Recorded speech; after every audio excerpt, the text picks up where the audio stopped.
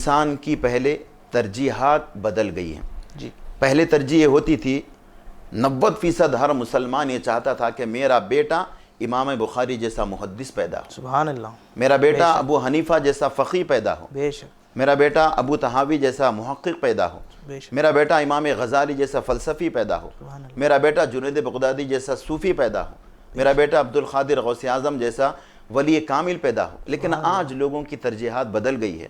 دین کی بنیادی ضرورت مدارس سے تکمیل ہوتی ہے۔ بے شک، مثلا تو تاریخ اسلام کا دوسرا مدرسہ الصفہ ہے، بے شک، اس کے معلم بھی ہمارے آقا محمد رسول اللہ ہیں، جیسا کہ حضور نے فرمایا صلی اللہ علیہ وسلم، بعثت معلما، میں معلم بنا کر بھیجا گیا ہوں۔ بے شک، مدارس کی ذمہ داری ہمیشہ سے علماء کے سر رہی، بے شک، اور علماء ہی قوم کی دینی اخلاقی رہبری کرتے رہے۔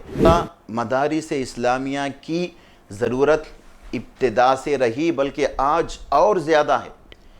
دیکھیے، امت کی تربیت اور امت کی اصلاح اسی نہج پر ممکن ہے جس نہج پر اس امت کی اصلاح کا آغاز ہوا تھا۔ فرماتے تو ہر زمانے میں مدارس کی ضرورت رہی اور قیامت تک رہے گی۔ والصلاة والسلام على سید الانبیاء والمرسلین وعلى آلہ واصحابہ الاکرمین اجمعین۔ ان اللہ وملائکتہ یصلون علی النبی یا ایہا الذین آمنوا صلوا علیہ وسلموا تسلیما۔ اللہم اللہم صلی علی سیدنا محمد وعلی آلہ واصحابہ افضل صلواتک وعدد معلوماتک وبارک وسلم۔ شکریہ آپ نوجوانوں کا۔ آپ نے بتایا کہ آپ کی تنظیم شہر حیدرآباد میں عشا خان مصطفیٰ کے نام سے کام کر رہی ہے۔ اللہ آپ کے جذبے کو سلامت رکھے، آمین، آپ کی خدمات کو بھی قبول کرے۔ آمین، مدارس دینیہ سے متعلق آپ نے بڑا اچھا سوال کیا ہے۔ دراصل مدارس اسلامیہ کا اگر تاریخی پس منظر ہم دیکھیں، جی انسانیت کے آغاز سے ہی مدرسے کا آغاز ہو چکا۔ سبحان اللہ، قرآن کریم میں ہم جب پڑھتے ہیں تو اللہ رب العزت نے حضرت آدم علیہ السلام کے لیے فرشتوں کو سجدہ کرنے کا حکم دیا۔ سبحان اللہ، بے شک، حضرت آدم مسجود ملائکہ علم کی وجہ سے بنائے گئے۔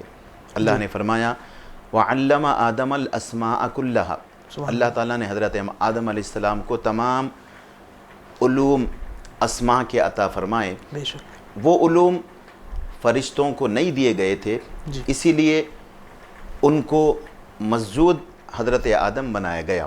سبحان اللہ، اس طور پر دیکھے تو مدرسے کا آغاز زمین پر نہیں جنت میں ہو چکا۔ بے شک، لیکن سبحان اللہ، تاریخی پس منظر میں جب ہم دیکھیں جی، تو اللہ کے حبیب صلی اللہ علیہ وسلم نے جب اپنی نبوت کا اعلان فرمایا مکہ مکرمہ میں، دار ارقم تاریخ اسلام کا پہلا مدرسہ ہے، بے شک، اور اس کے معلم ہمارے آقا محمد الرسول اللہ ہیں، صلی اللہ، سبحان اللہ، اور طلباء صحابہ کرام رضی اللہ عنہم کی ذوات مقدسہ بے ہیں۔ شک، سبحان اللہ، مکہ مکرمہ میں جب تک حضور رہے، دار ارقم ہی دین کی تعلیم، تربیت، اخلاق، کردار کے سنوارنے کا مرکز رہا۔ جی، کہ جب حضور ہجرت کر کے مدینہ طیبہ آئے تو ہم سب واقف ہیں کہ مسجد نبوی کے صحن میں ایک چبوترا بنایا گیا، اسے الصفہ کہا جاتا ہے۔ بے شک، تو تاریخ اسلام کا دوسرا مدرسہ الصفہ ہے، بے شک، اس کے معلم بھی ہمارے آقا محمد رسول اللہ ہیں، جیسا کہ حضور نے صلی فرمایا اللہ علیہ وسلم، بعثت معلما، میں معلم بنا کر بھیجا گیا ہوں۔ بے سبحان اللہ، اور صحابہ کرام حضور کے پہلے شاگرد ہیں۔ جی، حضور پاک علیہ الصلوۃ والسلام کے وصال مبارک کے بعد خلفائے راشدین نے بھی اس طرز کو جاری رکھا۔ حضرت ابوبکر صدیق، عمر بن خطاب، عثمان بن عفان، حضرت علی رضی اللہ تعالی عنہ۔ لیکن کچھ خاص عمارت کا تصور مدرسے کا نہیں تھا، مسجد ہی عبادت کی جگہ اور علم حاصل کرنے کی جگہ کہلاتی تھی۔ بے شک، خلافت راشدہ کے بعد جب اسلام دنیا کے کونے کونے میں پہنچا تو کبھی مرکز علم غرناطہ بنا، جی، کبھی مرکز علم بغداد بنا، بے شک، کبھی سمرقند بنا، بے کبھی شک، بخارا بنا۔ خصوصاً عباسی دور میں مدارس کی باضابطہ عمارتیں تعمیر ہونے لگی، بڑے بڑے جامعات بنائے جانے لگے۔ بے شک، اس کا مقصد قرآن کریم حدیث رسول، تفسیر، فقہ، اسلامی آداب اور عربی زبان کی حفاظت تھی، بے شک کیونکہ اسلام آج جو دنیا کے گوشے گوشے میں پہنچا انہی مدارس سے فارغ علماء اور طلباء کی مرہون منت ہے۔ دیکھیے جس ملک ہم ہندوستان میں رہتے ہیں، ایک عرصے تک یہاں پر مغلیہ سلطنت نے حکومت کی، لیکن کہیں بھی ہمیں یہ نہیں ملتا کہ حکومتی سطح پر کوئی مدارس چلائے جاتے ہوں۔ مدارس کی ذمہ داری ہمیشہ سے علماء کے سر رہی، بے شک اور علماء ہی قوم کی دینی اخلاقی رہبری کرتے رہے۔ بے شک تو سبحان تاریخ میں مدارس کا بہت اہم رول ہے۔ اللہ۔ جی مدارس کے بے شک تاسیس کا مقصد یہ ہے کہ مسلم معاشرے میں قرآن کریم، اسلامی تعلیمات، اخلاق، کردار اسی نہج پر جاری کیے جائیں جو نہج پر دین اسلام نے ان کو سکھایا تھا۔ تو یہ کام اور یہ بیڑا علماء کرام نے اٹھایا، اسی طرح پھر مدارس دنیا کے کونے کونے میں پھیلتے رہے، آج امت کی ایک ضرورت مدرسہ بن گیا۔ اب آپ کے سوال کا دوسرا حصہ تھا کہ مدرسے کا نظریہ کس نے پیش کیا، جی تو جیسا کہ ابتدا میں گفتگو کی گئی، ہمارے آقا محمد عربی صلی اللہ علیہ وسلم نے ہی مدرسے کا پہلا نظریہ پیش کیا۔ اس مدرسے کے بانی بھی آپ ہی ہیں، منتظم بھی آپ ہی ہیں، معلم بھی آپ ہی ہیں، سبحان اللہ۔ اور آپ کے سائے میں رہ کر علم حاصل کرنے والے صحابہ کرام ہیں۔ پھر حضور نے صحابہ کرام کو ایسے تیار کیا کہ ایک ایک صحابی ایک انجمن کے برابر تھے۔ سبحان اللہ۔ حضرت مصعب بن عمیر کو اس وقت جس کا نام یثرب تھا وہاں پر بھیجا، تنہا گئے۔ حضور کے ہجرت کر کے مدینے آنے سے پہلے انہوں نے 70% مدینے کے لوگوں میں اسلام کو پہنچا دیا۔ سبحان اللہ۔ یہ حضور کے شاگردوں کا بہت بڑا قربانی کا معاملہ رہا۔ تو یہ مدارس اسلامیہ ابتدا سے اسلام اور عقائد اسلام، اعمال اسلام، اخلاق اسلام کی حفاظت کرتا رہا اور آج بھی کر رہا ہے۔ بے یاد رکھیے، دین کی بنیادی ضرورت مدارس سے تکمیل ہوتی ہے۔ بے شک مثلا مساجد کے ائمہ ہوں، خطبہ ہو، مفتیان کرام ہو، جی دینی تعلیم کی حفاظت کے اساتذہ ہو، ان سب کو تیار کرنے والے علماء ہی ہیں۔ بے شک جس معاشرے میں ہم زندگی گزار رہے ہیں، ایک میڈیکل کالج ڈاکٹروں کو تیار کر رہا ہے، بے شک ایک انجینئرنگ کالج انجینئرز کو تیار کر رہا ہے، بے شک ایک فوجی کالج فوجیوں کو تیار کر رہا ہے۔ تو جسم کی حفاظت کے لیے ڈاکٹر ہے، بنیادیں اور بلڈنگز وغیرہ بنانے کے لیے انجینئر ہیں، جی اور دیگر چیزوں کے لیے دوسرے ہیں، تو پھر دین کو سنوارنے کے لیے اس کے افراد کیوں نہ ہوں؟ بے شک یہ سوال ہی اعتراضی بالکل غیر مناسب ہیں۔ یہ اسی طرح ہے سوال کہ اگر کوئی اعتراض کرے کہ بھائی آج سائنس اتنی ترقی کر چکا ہے، اب ڈاکٹروں کی، انجینئروں کی کیا ضرورت ہے، تو ان کے جواب پر یہی کہا جائے گا کہ ہنسا جائے گا۔ تو اسی طرح مدارس اسلامیہ کی ضرورت ابتدا سے رہی، بلکہ آج اور زیادہ ہے۔ بے شک دیکھیے سبحان حضور کے اللہ۔ زمانے میں صحابہ اکرام کی تعداد جب حضور کا وصال ہوا 1,24,000 تھے۔ 1,24,000 صحابہ اکرام میں کتنے معلمین تھے؟ سووں بلکہ ہزاروں کے صحابہ معلم تھے جو دین لوگوں کو سکھاتے تھے۔ جیسے بڑے بڑے صحابہ اکرام کے بارے میں ملتا ہے کہ وہ افتاء کے منصب پر فائز تھے، سبحان اللہ۔ وہ فتویٰ دیا کرتے تھے۔ سبحان اللہ۔ 1,24,000 میں 20 مفتیان کرام تھے۔ دنیاوی طور پر ہم جب دیکھتے ہیں جی کسی بھی چیز کا انالائز کیا جاتا ہے، مثلا ایک معاشرے میں کتنے لوگوں پر ایک ڈاکٹر کی ضرورت ہے، کتنے لوگوں پر ایک نرس کی ضرورت ہے، کتنے لوگوں پر یونیورسٹیاں ہونی چاہیے، ایک باضابطہ اس کا ایک نظام بنا ہوا ہے۔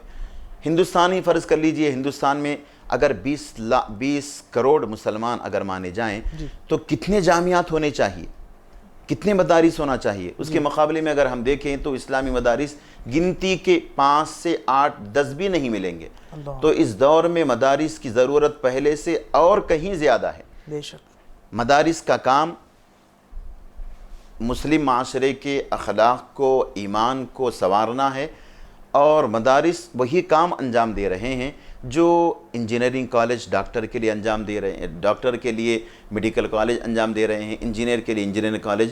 تو طلباء مدارس کا کام یہ ہے دینی علوم کو سیکھ کر دوسروں تک پہنچانا. تو مدرسوں کی ضرورت پہلے سے زیادہ اس زمانے میں اور بڑھ گئی ہے، کیونکہ معاشرے میں بد اخلاقی، بیراروی جس طرح بڑھ رہی ہے اس طرح تعلیم یافتہ علماء کی ضرورت بھی بڑھ گئی ہے. بے شک. دینی معاشرے میں دینی مدارس کا رجحان کیوں کم ہوتے جا رہا ہے؟ جی. دوسرا اس کے اسباب کیا ہیں؟ دیکھیے، امت کی تربیت اور امت کی اصلاح اسی نہج پر ممکن ہے جس نہج پر اس امت کی اصلاح کا آغاز ہوا تھا. بے شک. میں اپنی گفتگو کو حضرت امام مالک رحمۃ اللہ علیہ کے قول سے شروع کرنا چاہوں گا. بے شک. امام مالک رحمۃ اللہ علیہ نے موطا میں فرمایا ہے لا يصلح آخر هذه الامت الا بما صلح به اولها، یعنی اس امت کے آخری افراد کی اصلاح بھی اسی نہج پر کی جائے گی جس نہج پر اس امت کے پہلوں کی اصلاح کی گئی تھی. بے شک. جیسے حضور نے صحابہ کرام کی تربیت فرمائی، صحابہ کرام نے تابعین کی تربیت فرمائی، تابعین نے تابعین کی تربیت فرمائی. حالانکہ امام مالک تابعی ہیں، اپنے دور کا حال بیان کر رہے ہیں، اگر وہ اس زمانے میں ہوتے تو نہ جانے کیا فرماتے. تو ہر زمانے میں مدارس کی ضرورت رہی اور قیامت تک رہے گی. اب یہ رہا سوال کہ مسلم معاشرہ دینی ماحول سے یا دینی علوم سے دور کیوں ہوتا جا رہا ہے؟ دیکھیے، انسان کی پہلے ترجیحات بدل گئی ہیں. جی. پہلے ترجیح یہ ہوتی تھی 90% ہر مسلمان یہ چاہتا تھا کہ میرا بیٹا امام بخاری جیسا محدث پیدا ہو، سبحان اللہ. میرا بیٹا ابو حنیفہ جیسا فقیہ پیدا ہو، بے شک. میرا بیٹا ابو طحاوی جیسا محقق پیدا ہو، بے شک. میرا بیٹا امام غزالی جیسا فلسفی پیدا ہو، سبحان اللہ. میرا بیٹا جنید بغدادی جیسا صوفی پیدا ہو، میرا بیٹا عبد القادر غوث اعظم جیسا ولی کامل پیدا ہو. لیکن آج لوگوں کی ترجیحات بدل گئی ہے. جی. آج لوگ یہ چاہتے ہیں کہ میرا بیٹا اعلیٰ قسم کا ڈاکٹر بن جائے، بے شک. میرا بیٹا اعلیٰ قسم کا انجینئر بن جائے. حالانکہ دین نے عصری علوم کی کہیں مخالفت نہیں کی ہے، بلکہ دین کا یہ نظریہ ہی نہیں ہے. حضور نے فرمایا طلب العلم فریضۃ علی کل مسلم، ہر مسلمان پر علم کا حاصل کرنا فرض ہے. تمام اجتماعی طور پہ جتنے مسلمان ہیں ان سب کو بنیادی علوم اسلام کا حاصل از حد ضروری ہے.